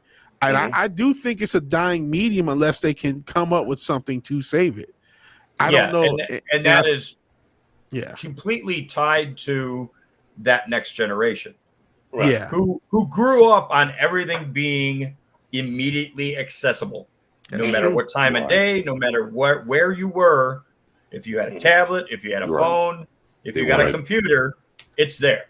Yeah, they want. Now you got to convince that generation. No. Show up 8:00 on a Friday to watch this show. I don't think they'll do it. Well, you know what? While I don't think they'll do it, that generation will still, even this young generation, they'll still show up Sunday at 1 p.m. to watch the NFL. That's the one thing they will do. Well, so there is something to be said about if you have something that people want to watch, they still will watch it when you say it. You know, that makes sense. That makes, you know what, that's, there you go, Vidge. That makes sense. I mean, don't get me wrong, they still watch on TikTok and everything else, but everybody, regardless of the age, is going to show up on Sunday to watch the NFL, which is why they command such a big market share, and then why they command so much from DirecTV. People still have that love for the NFL. That's part of, I mentioned WWE and their big contract. Sports is the only thing that people watch live. That's it. It's just sports-related content. Sports, right? Exactly. And I was kind of going to get to that. But you're not going to see the same attraction to a weekly episodic show as you're going to see for the NFL. The NFL supposedly is real life, and I think about that, unscripted and whatever. That's why I put in the supposedly. Yeah. You're right. It's the emulation of real life. It's things happening in the moment. Mm-hmm. The Olympics still do really well. Yeah. Maybe not as well as they used to. No. But it still does really well because it's really it's about that live aspect. You're seeing it at the moment. Mm-hmm. And well, the thing is you could get to all that, but I was going to go somewhere and I'm having brain problems. Well, the thing with this is, like, when it comes to live events, that when it comes on at a certain time, the only time you're going to check it is, it's like you can't. It's like you could watch it whenever you want after it airs. Mm-hmm. But if it's an event that in real life starts at this one particular time, then that's what, if you want to watch it, that's what you have to buckle down and wait for. Mm-hmm. Right. You can't speed up. Not episodic TV shows. Right. Well, Right. I got one exception for that TV show. Right. Or it's not a movie that you can go check it whenever. This is something that is live. If you're gonna watch it, it's when the bell rings, whenever they blow the whistle, whenever the shit goes down. Whenever they flip the coin. This is So when it comes to things that are in real time, I guess is basically the best way to put it. Mm-hmm. Then nobody has. Basically, you have, if you want to watch it, you're gonna have to sit there and wait for that motherfucker to start. I don't give a fuck where you at. Well, okay, I'll say this: the biggest tell in all of this on where the corporate mindset is at is in, like we brought up, NFL. It went from being on satellite TV to now YouTube. YouTube and Amazon. That big deal with Amazon. They even, I think the primary contract was with YouTube, though. Right. The one that got, billions upon billions of dollars and whatever. But no, they got a big, hefty thing for Amazon for that Thursday night, too. Yeah, but it's just one night of the week. They don't stream any of the other shows or any of the other games. So all your Sunday games will be on YouTube. All of them will now? Yeah, all of them. Okay. They have nothing to do with DirecTV anymore. DirecTV lost the contract. Did that start? I don't remember. Was that coming up? I think. Okay. I don't think it's this season. I think it's next season. So that's going to be interesting when that happens. That's going to really change the game. Well, the thing is a lot of most of the sports teams don't want to be on over the air. They want to be on a streaming service where they avoid what they consider the middleman. And and on top of that, they'd rather have people show up to the games. Right. They want tickets sold and concession money and all that other stuff. None of them ever liked having their games projected even on live air, on the air TV. Yeah, that's why they would do blackouts and shit. Yeah, exactly. That whole scenario was to get people to go to the games. Yeah. Right. And but you had of course the COOF that came in through the wrench and all that. So true. Right. But I think people are starting to survive that. Yeah. Starting to get back out. I will say this in defense of TV, and this is, granted, it's an exception. It certainly isn't the rule, but we're only a few years removed, 4 or 5 years removed from Game of Thrones, and that was something people watched. Maybe this is the last show. Maybe that's the end of it, but that was something that routinely, even as late as 2018, 2019, where you still have some of the same generational, that was some of the people who were watching Game of Thrones every week is that generation who got everything when they wanted it. But they still, when it was Game of Thrones, they waited until Sunday and they were all talking about it on Monday. And they had to watch it live because you need to know. You don't want to be out of it. Maybe you'll DVR it and watch it later, but you got to watch it by the next day or else you missed it. So, but is TV capable of shows like that? That's that. If TV had more shows like that, they probably wouldn't have as many issues if they had. Well, it's hard to say. HBO threw a lot of money at that. Like a lot of money that most broadcast TV probably wouldn't throw at a show. Look at all the money that got thrown at Ring of Powers, and look how that turned out. But when you're talking about it. We're not looking at the success or failure of specific shows. We're just talking about, a like in this case with Game of Thrones and HBO being this mega corporation. They had the ability to throw that kind of money at it, just like Amazon did. Right. I don't see a CBS, an NBC, or an ABC wanting to throw money, especially nowadays. Where they can't guarantee its success. Right. I don't disagree, but they got to do something, or they just got to all jump out of the broadcast game at once. You know what I mean? But here's the thing: as much as you say, there's this generation that will die off, that generation is still here for presumably the next 20 years, and it's still 50, 60, 70 million of them, and so there's still money to be had. That's why they're in a weird transition period. They can't really get rid of broadcast TV, even though they're on the hook for it. So like that's what it is. They're still on the hook for broadcast TV. So they're still gonna have to try to do something. Vidge, ask me how I felt when I'm watching Antenna TV and MeTV, right, as 55 years old, and the commercials are for adult diapers, walk-in showers, and other geriatric stuff. I mean, yeah, they know their target audience. Yep. They know who's watching. Yeah, exactly. Hearing aids and all kind of shit, right? Yeah, retirement plans, AARP, the clapper. No, actually, I have not seen the clapper commercial. Life alert. Life alert, yeah. Help, a phone, I can't get up. Right, and that's, that's the unfortunate scenario is those are the people still watching, broadcast TV. So everything switches over to focus on that group, and like you said, that's all you see now. You're not going to see, maybe on a Saturday morning you might see commercials for kids, but outside of that, if it's post 5, 6 o'clock in the evening, all you're going to get is retirement shit. Mm-hmm. I mean, granted, I found a good brand of disposable diaper, adult diaper because of this. But I mean, are you giving us a little too TMI? That's beyond TMI, my guy. Hey, at least I didn't say anything about TMI, bag. bro. I didn't say anything about we are beyond. So are you sitting? Are you currently sitting in a diaper now? Well, yeah. I mean, I got all these streams I do. I can't get to the bathroom, so it's like instead of having the peak up of shame, I don't have a diaper. No. Do I look like the potato in chief? I mean,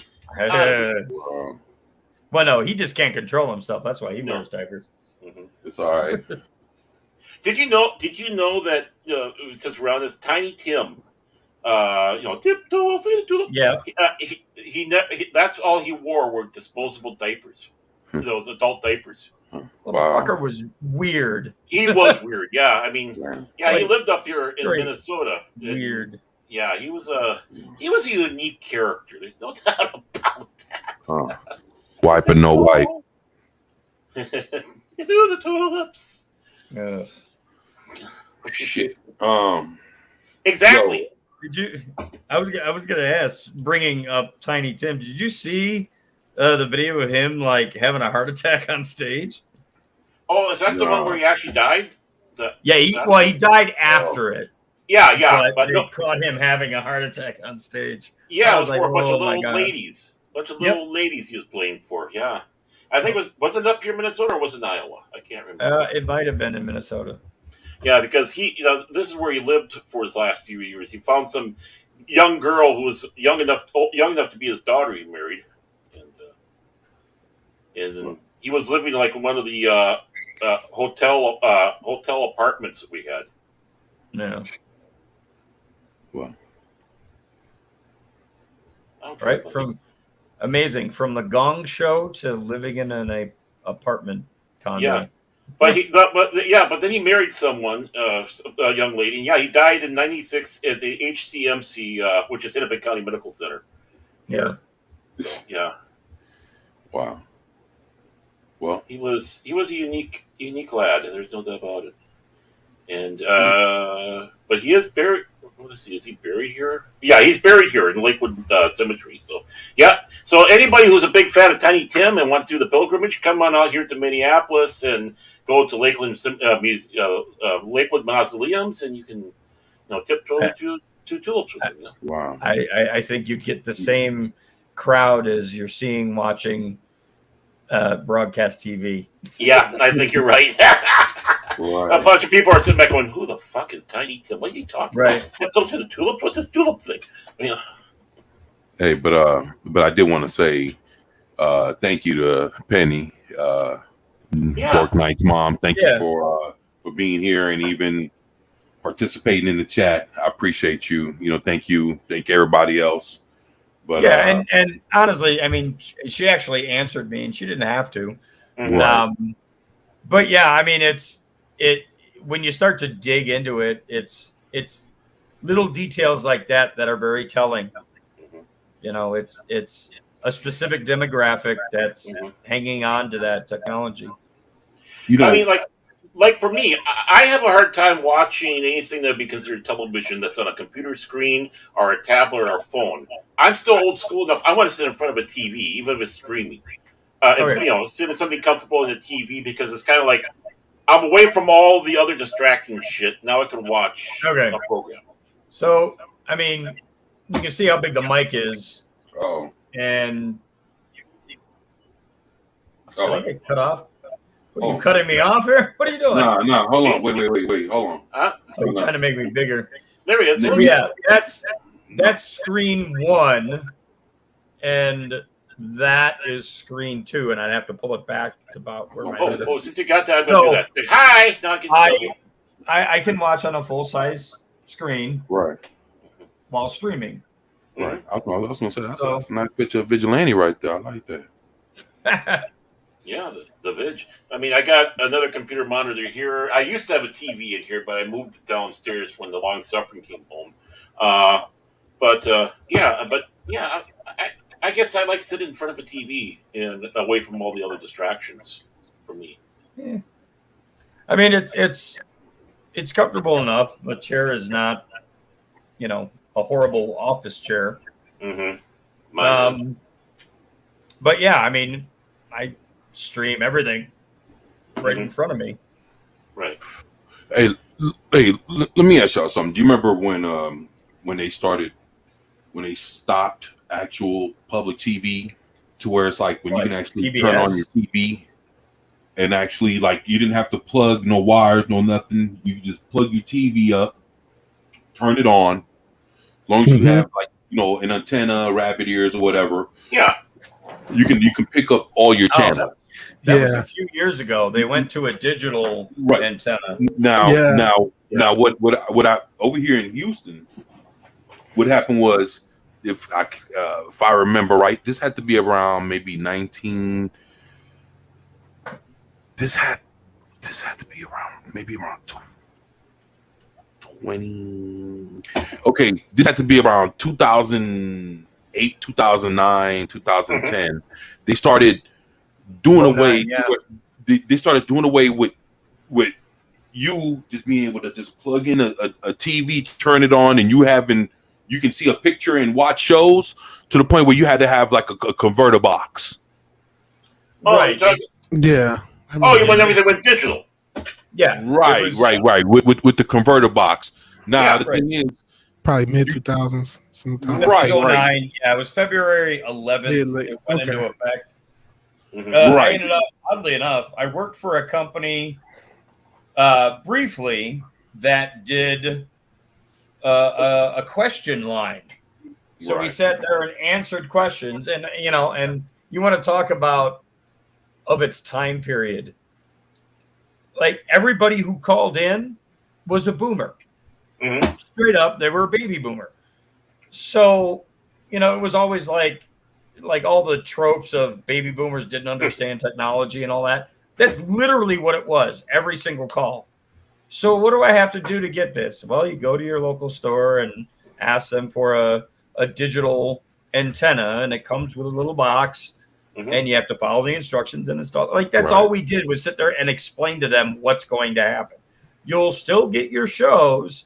It's just that it's not coming through a regular antenna anymore. Right. In fact, they gave coupons or whatever out so you could get one free. Yeah. Exactly. Because I had one. Yeah. Now, do you think those are still effective? What, the coupons? No. The boxes? Yeah, the converter box. Yeah, there's still that's the same technology. They haven't changed anything since the launch. So it's it's still a digital antenna with a small box that basically changes the channel for you. Right. It basically put the digital signal for your regular television. Right, but I don't know if it's going to be much good for the televisions we have now. But if you have the old that's ones. what I was going to bring up, was current TVs can actually decipher the signal. So you don't need the box in between anymore. Mm-hmm. Is that the case? Because I've never tried to even change the channel to see. You need the antenna. Oh, you need an antenna still? Yeah, you still need the antenna. The antenna looks very different. And I'm about to say, a lot of the ones that we were looking at they looked like a flat dish. Yeah. Mm-hmm. What the? I do remember. Almost like I got one on a stick. I got one right over here. Yeah, I got one. No, but I'm just saying.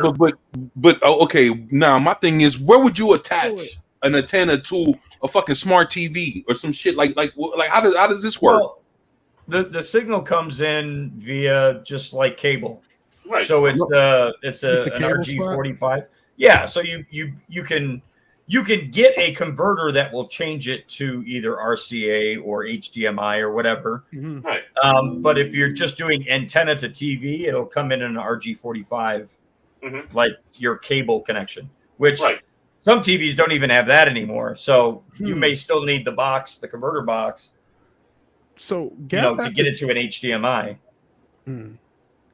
And maybe this is the saving grace for potential over-the-air TV is what Gap After Dark is talking about, and making that technology simpler. Like if you just had a little HDMI stick, aka if you guys remember the craze of the Fire Stick, and the Roku was like that originally too. Right. So maybe something like that, or just something built into the TV. That's what I was talking about earlier. People would but what Gap After Dark is saying, if he gets 60 channels and only pay $50 one time, that type of thing can become a underground, like similar to, when I had my XBMC Kodi thing, and when the Fire Stick came out, and a bunch of people just informally just start doing that. Can people informally do something similar for broadcast TV where you get the little, converter or whatever? But you're still running into, like, if you look at it in my situation, I don't have an antenna, I don't have a dish, I just have internet. Right. Now, to get most things done nowadays, you need to have internet. It's no longer a most people do though. It's a convenience in a way, but it's a necessity for most. And if I already got internet, why would I bother with an antenna when I can still see everything I want to see without paying streaming services? Like sometimes you just don't like. It's just a convenience thing. You know what I mean? If I can hit it, all I have to do is hit a button on a controller or a remote control. Maybe I'll just do that. Maybe I'll have both. Maybe I'll pirate stuff, and then when I don't know what I'm gonna watch, because that's another thing. Sometimes you don't know what you want to watch. That was the huge draw of broadcast TV, flicking channels. So I don't know what I want to watch. You just toss on the thing. I don't think and this is broadcast TV. Not existing as the premier form of entertainment, but a piece of the puzzle of the entertainment thing. It's like it's a smaller thing. So I could see even younger people my age and younger, with something similar to what GAP After Dark is talking about, going with that over the streaming services and just pirating what they want. And when they don't know what they want, maybe they just turn on broadcast, go through 60 or 70 channels and see what's on. You know what I mean? Maybe they'll get a few cable channels mixed in, and maybe that'll be enough for them. You know what I'm saying? Well, the thing about having the antenna I can see as a joy is a lot of these stations have those sidebands. So you have like 11.1, 11.2, 11.3. Yeah. And things like Antenna TV and MeTV are not on really streaming that I've come across at all. So the only way to get that is like over the air. So if you want to watch Svengoolie, that's the only way you can watch it. It's over the air. And then, of course, you can find all sorts of little hidden gems on those sideband channels that you would never know about. Doesn't even get advertised. What was the show you just said?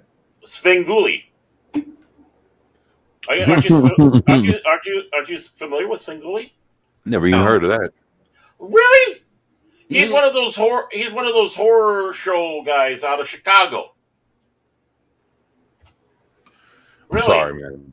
Yeah. Okay, so it's almost public access at that point. Right. Well, yeah, I mean, I mean, Svengoolie himself is legit. I mean, but I'm saying like he's a public access person out of a specific location. You know, I used to get when I was a kid, we used to get, you know, the New York stuff for public access, like New York City. So we get all kinds of like really crazy off the wall shows that weren't like major. So wouldn't that be the equivalent of, let's say, that guy from Gremlins 2 that he had like his own little horror show? Well, yeah. Well, this would be like the ones that, you know, your late night horror shows that would be like on the weekend. Yeah. Like a Dr. Demento. Well, Dr. Demento was more comedy. He was comedy. Yeah, but I mean, like I said, like you remember Gremlins 2, you know, there was a guy on there that he was supposed to, you know, he worked at a television station, but he was like the Grandpa Munster, but you know, he did like late night movies or whatever. So he'd go, I sucked blah blah blah, and he wore a cape and, you know, come see me at midnight. I'll have a new movie next weekend. Right. Oh yeah, you know, well, and that's where Elvira came from too. Yeah, right. Elvira, like that whole character came from, you know, midnight TV on public access. Right. And her popularity obviously grew as big as her breast size. Yeah. But yeah, I mean that all stemmed from public access. A lot of that stuff. That one cowboy looking dude that always used to play like the really messed up movies. You're talking about Joe Bob Briggs. Yeah, Joe Bob Briggs. That was another one, public access.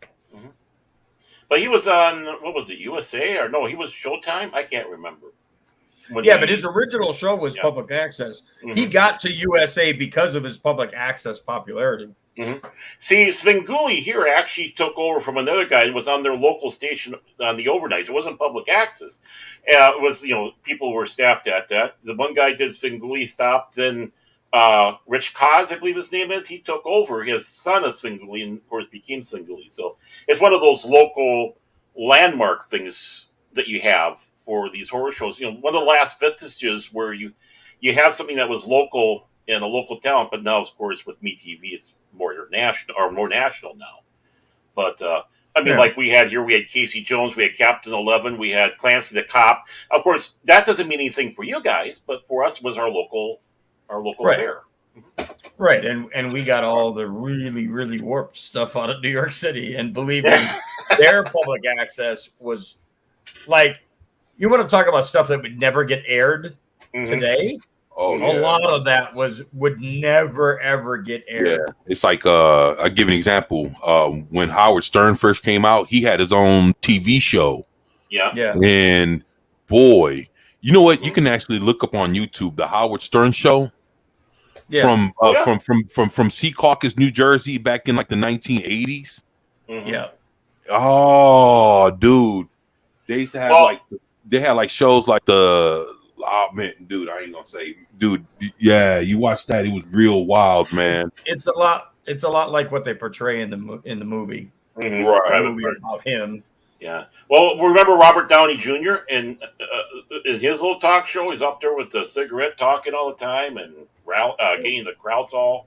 You talking about Morton Downey? Morton Downey, thank you, yeah. Morton Downey Jr. Robert Downey Jr. I was like, what?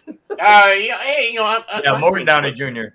Oh yeah, but that was that era. I mean, you're talking Maury came out of that. What was the Springer?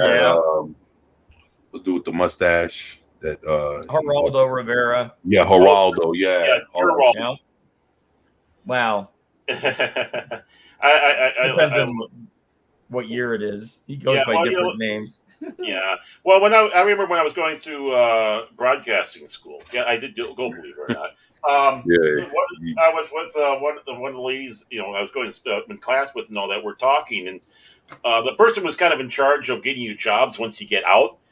She was one of those bubbly. Today you'd call soccer mom type, and she comes out talking. It's like, oh, do you guys watch Geraldo? And we're going, no, we would never watch Geraldo. She kind of shrunk back and kind of shied away.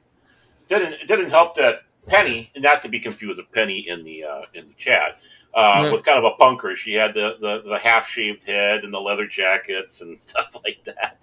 Punk was still alive. Say, we had a New York public access show that was started at midnight kind of thing. So past the where anyone is actually watching. And it was effectively, like was brought up earlier, the Dr. Demento show, but it was in video format. Right. So any one of those groups that had a song that would show up on Dr. Demento typically had a video, especially if it was the 80s.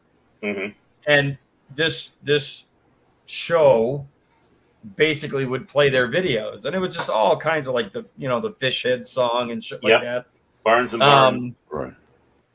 It was weird because it wasn't like reality TV, like you had a host.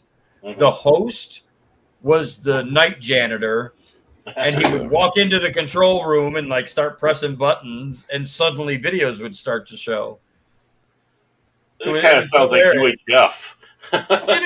in a way, yeah. I mean, it was a total play. They were obviously doing it, as a tongue-in-cheek scenario, but say Vigilante it gotta was go. funny. Okay. Okay. I just want to had to get out of here. Okay. Because it's getting late. I gotta walk my dog and go grocery shopping and prepare for my show a little bit later. So please, if you haven't subbed to the new channel, please do. I'm putting it in earlier. We can try to put it in now. Yeah, I'm not sure if y'all can hear me yet. Vigilante got to dip out. Can you hear me? Am I still muted? I hear him. Okay, thank God. I was like, wait, my dog got muted. Yeah, you got to take Doggalante out or Vigilante out. Well, it's really both for me too, because I gotta walk every day. I have to walk every day, or else I'll just become a fucking blob, which I am a fucking blob. And now my dog's become a fucking blob. I'm like, oh no, and I got him fat. So I thought you were going to water the same bush. That was kind of sounding like. Okay, that landed, but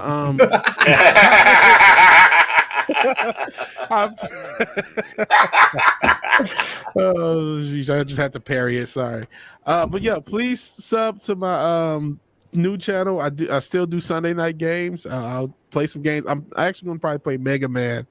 I got this Mega Man collection a few weeks ago. I'm about to. That's good. Yeah. So if you like the old school, we'll play some of that, and then play some other games and talk shit. So please join me there. I appreciate doing this show. I appreciate you guys still having me when I can do the show. And thank you. You're the long suffering favorite, bitch. Yeah. Awesome. Since you did, don't say shit. All right. I'll talk to you guys later.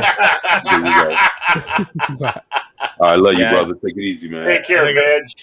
I gotta dip too. I gotta get a couple hours of sleep before I get back up to go to work. Nah, you good, brother. All right.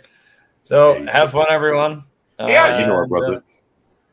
We'll try to be on again next week. You know it, man. Well, next week is Easter, so I don't know. I might not. Yeah, I'm not sure, man. We'll see, man. Well, yeah, we'll see. All right. Yeah.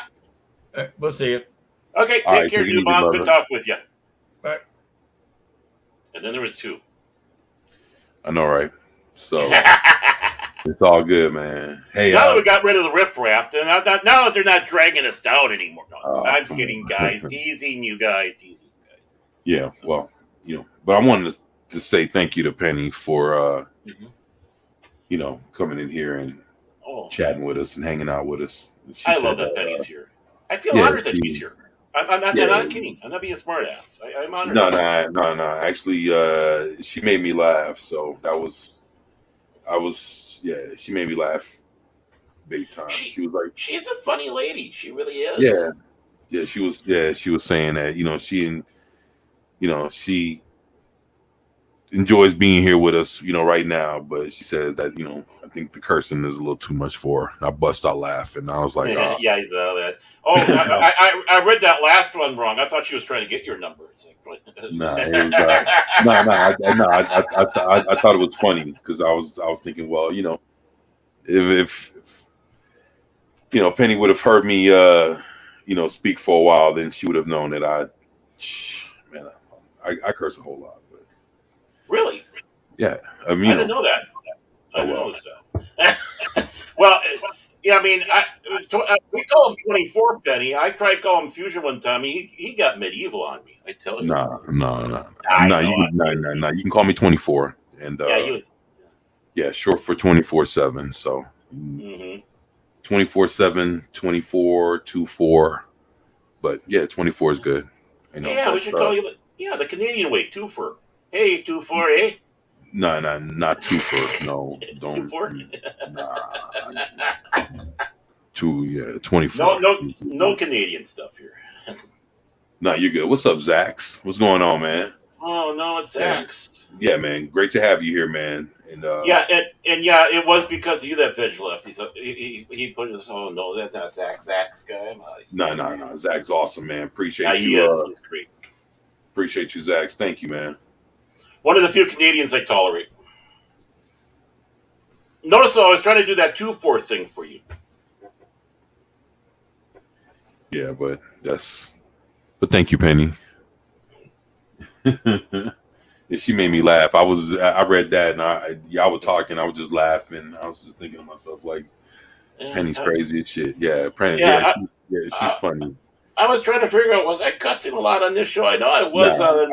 I know on Pop Talk I was. I had loaded, and that was. Well, I was know. going so blue there. It's like I thought I was behaving. Nah, on this one, I know it's all me. I know it's all me. So But it's all you good. know, I'm the culprit here. So I'm.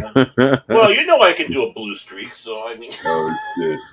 No, but Penny's awesome, and you know it's funny because I've seen Penny around for a while, you know. But this is the first time I've ever seen her here. Thank you for being here, Penny. You could be anywhere, watching anybody, but you, along with everybody else, chose to be here with us, and I'm thankful for that. So thank you for being here. Penny, you're here. I do have a question to ask. It's kind of serious. Was Dork Knight ever dropped on his head as a kid? I just want to know that. No, I love Danny. He's a good guy. Yeah. He's scattered, but I like him. He's cool as shit, man. He's good. He's good. Man, I'm just Oh, Gap's leaving. Hey, take care, Gap. Oh, that's what's up. Once he goes, we can start crashing Stargate SG-1. Nah, you're good. Zach Rock, what's up? Zach Rock 315 in the house, man. Yeah, there we go. No, then we got Penny. There you go, Penny. Appreciate you. We got a lot of our back up. He said, LOL, Cinchi and Dildo and Zach's. There you go. My brother came back in the chat. Appreciate that, Vidge. Gap says, have a good night, everybody. I have to go eat. Hey, you know what? I'm not too far behind you, brother. I gotta get ready to do the same thing. So yeah, I gotta get some stuff done myself. Yeah,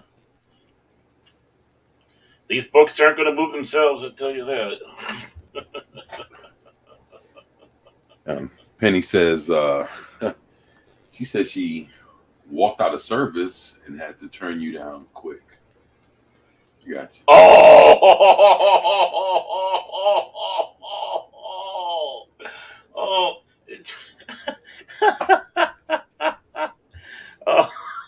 As far as the cursing, right? Wow. Yeah. You still in the parking lot, right? I got you. I can just see the other bastards up there. Right, well. And all of a sudden, your voice rings over. Beep, beep, beep. Yeah, I know, right? Yo. I don't even know what to say, but all right. Who's got that voice he's going for? That voice is bellowing across the church. God, come on, man. But that's interesting. Well, I didn't mean to do that to you. Holy cow! Three. Wow, Penny. That sounds like a mighty Catholic thing to do.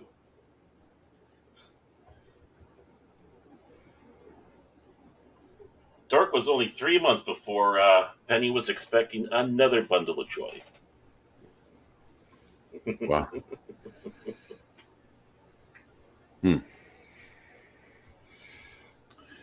Yeah, I got the one. I'm happy.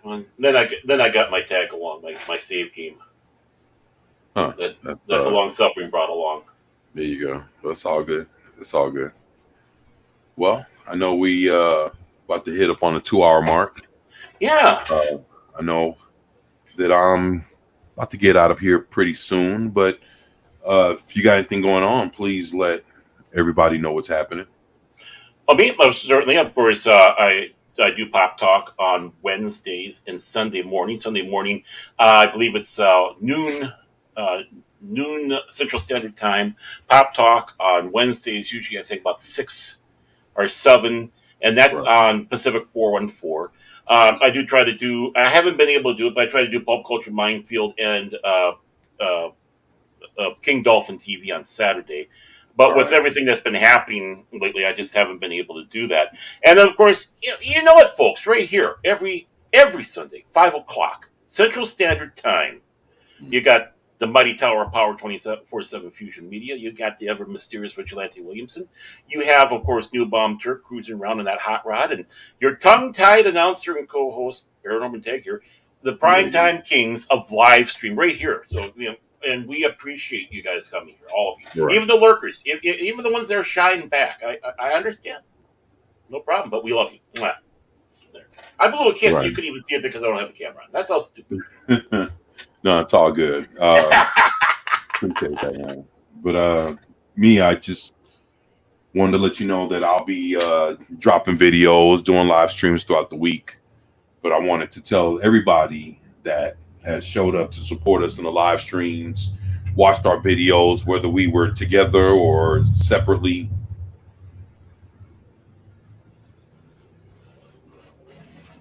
Is that motorcycle gang back? Yeah, they tearing it up out here. And, yeah, but, just wanted to tell everybody thank you for supporting us, being here with us, spending your time with us. I had a great time with y'all. You guys have been awesome. Thank you, Penny. Lady Miss, thank you for being here. I appreciate you. Says everyone take care. Great show, 24/7 Fusion Media. Thank you for being here, Lady Miss. Sure appreciate you. Yikes, LOL. No, you're good. Thank you, Sentient. Penny, you've been awesome. Thank you. You made me laugh. You're awesome. Thank you for that. Gap After Dark, appreciate you. Let's see. Sentient Dildo, my brother, thank you. Zachariah 315, appreciate you, man. Vigilante Williamson Vengeance. Yo, subscribe to his channel, please. Mm-hmm. And he'll be dropping new content soon. He told me he's working on a few things. So yeah, that'll be awesome. Can't wait to see that up and running. Glenzer, thank you. Low Spec Linux Laptop, appreciate you. Zax, my brother, appreciate you, man. Thank you. Let me see. Hopefully, I'm not missing anybody. I think I am missing somebody. Who am I missing? Do you say low spec? Do you say low spec? I can't remember. Well, Low Spec, thank you, my brother. Yeah. Well, I think I did, but if I didn't, definitely don't want to miss Low Spec. Keely Chow. Keely Chow was here? I didn't see that. Yeah. Keely Chow showed up for a quick second. Appreciate that, Keely. Yeah. It's kind of hard when I have to go between two screens to see in the chat because, like Newbaum was saying, it doesn't show up the regular chat in StreamYards anymore, where you could actually monitor it. But oh well. Right, Pacific 414, Lord Thoth, and Sean Estep, thank you. Yeah. And hopefully I got everybody. Socks Bulletin. Thank you, Socks. You've been awesome, brother. Thank you, man. Very loyal. Always puts out there when the show is on Linux Laptop saying what's up.